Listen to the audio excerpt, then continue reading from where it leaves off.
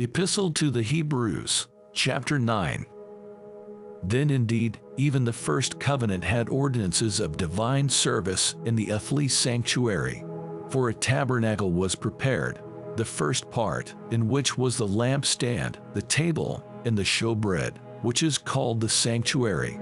And behind the second veil, the part of the tabernacle which is called the Holiest of All, which had the golden censer and the ark of the covenant overlaid on all sides with gold, in which were the golden pot that had the manna, Aaron's rod that budded, and the tablets of the covenant.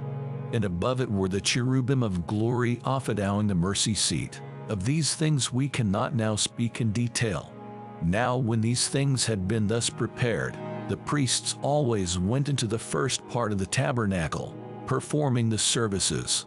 But into the second part the high priest went alone once a year, not without blood, which he offered for himself and for the people's sins committed in ignorance. The Holy Spirit indicating this, that the way into the holiest of all was not yet made manifest while the first tabernacle was still standing.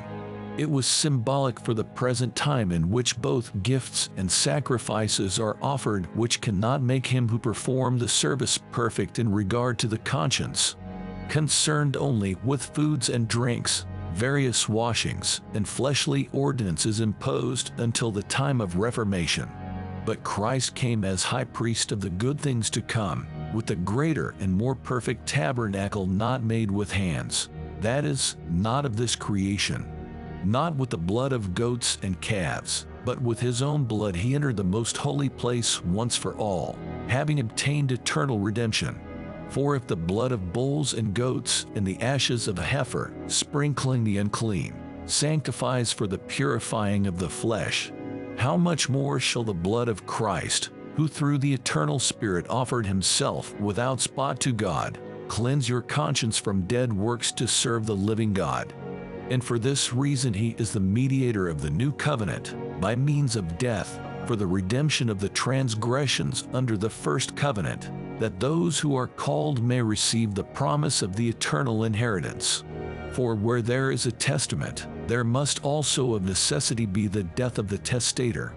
For a testament ties in force after men are dead, since it has no power at all while the testator lives.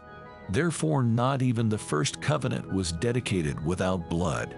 For when Moses had spoken every precept to all the people according to the law, he took the blood of calves and goats, with water, scarlet wool, and hyssop, and sprinkled both the book itself and all the people, saying, "This is the blood of the covenant which God has commanded you." Then likewise he sprinkled with blood both the tabernacle and all the vessels of the ministry. And according to the law almost all things are purifying with blood, and without shedding of blood there is no remission. Therefore it was necessary that the copies of the things in the heavens should be purifying with these, but the heavenly things themselves with better sacrifices than these. For Christ has not entered the holy places made with hands, which are copies of the true, but into heaven itself, now to appear in the presence of God for us. Not that he should offer himself often, as the high priest enters the most holy place every year with blood of another. He then would have had to suffer often since the foundation of the world. But now, once at the end of the ages, he has appeared to put away sin by the sacrifice of himself. And as it is appointed for men to die once, but after this the judgment, so Christ was offered once to bear the sins of many.